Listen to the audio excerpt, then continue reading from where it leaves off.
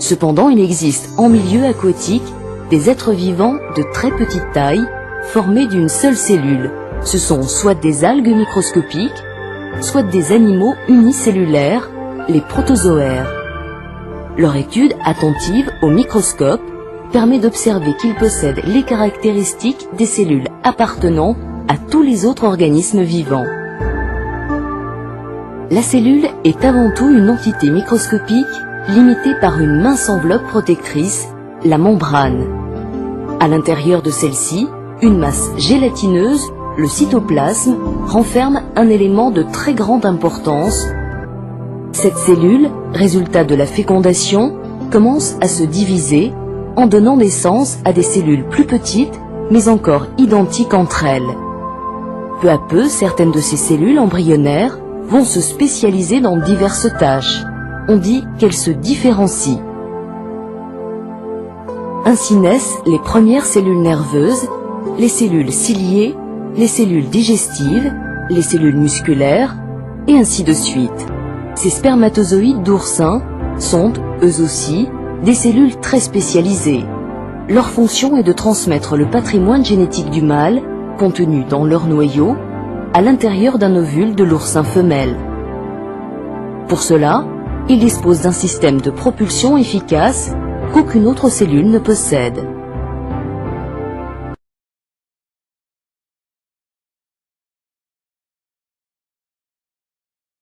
Constitué de cellules, il reste difficile d'imaginer, de visualiser la complexité du fonctionnement d'une seule cellule. Imaginez. La membrane de la cellule est comme une fine peau de molécules de graisse. Des protéines dressées comme des mains captent, filtrent et pompent minéraux, sucres et autres nourritures. D'autres protéines réceptionnent des messages sous forme d'hormones et de macromolécules. Ces récepteurs transmettent le signal à l'intérieur de la cellule. Certains messagers atteignent le réseau du réticulum endoplasmique. Au signal, le calcium jaillit du réticulum. Il stimule et module l'activité de la cellule. Ensemble, calcium et messagers peuvent ordonner au réseau de microfilaments sous la membrane de se contracter, de se relâcher ou de se fragmenter. Des protéines assemblées en nid d'abeille avalent des morceaux de membrane chargés d'hormones, de récepteurs et parfois de virus. Dans le cytoplasme, la structure protéique se disloque, libérant une vésicule de membrane avec son chargement. La mitochondrie est l'organelle qui fournit l'énergie dont la cellule a besoin pour actionner ses pompes, ses moteurs et ses micro-machines. Cette usine électrique miniature voyage le long de microtubules grâce à des protéines motrices. Les mitochondries sillonnent ainsi le cytoplasme, véritable soupe d'enzymes, de micro-machines et d'organelles en constant état de flux.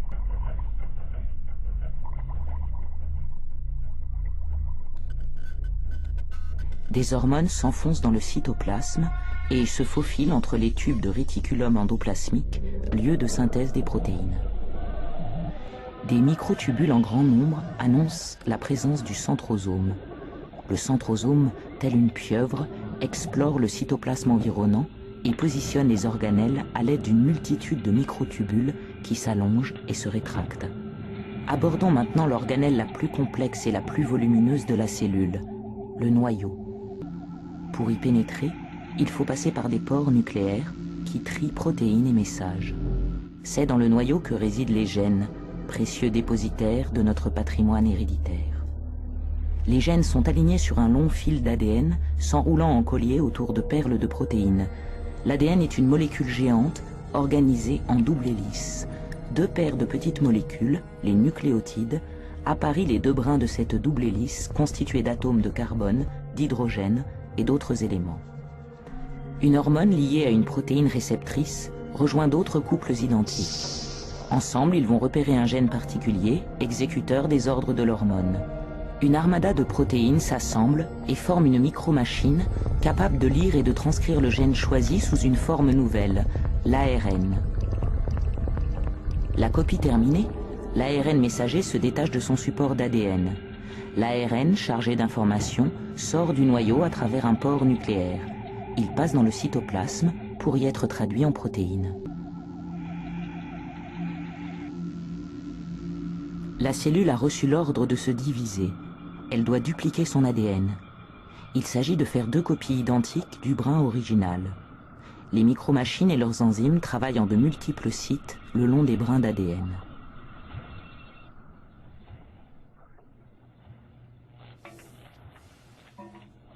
Les brins doivent ensuite se condenser pour être répartis équitablement lors de la division. Des protéines de structure et des enzymes orchestrent les phases de condensation, de repliement et d'enroulement du brin d'ADN et de sa cohorte de protéines. Ils vont former les chromosomes, dont la taille se mesure en microns.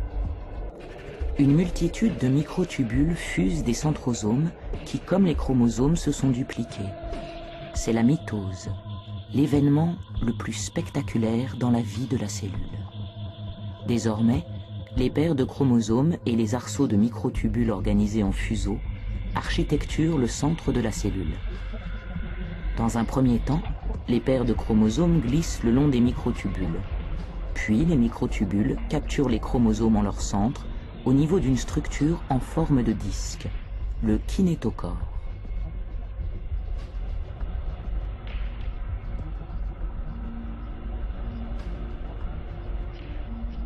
Cette danse de la mitose est orchestrée par une troupe d'enzymes et de protéines motrices.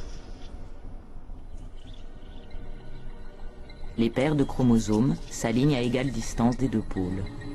Soudain, les microtubules séparent les chromosomes en 2 lots égaux et ramènent chaque lot vers chaque pôle du fuseau. La mitose s'accomplit. Elle sépare 2 jeux de chromosomes et de centrosomes identiques. Un anneau de contraction fait de microfilaments scinde alors la cellule en son milieu en 2 cellules filles.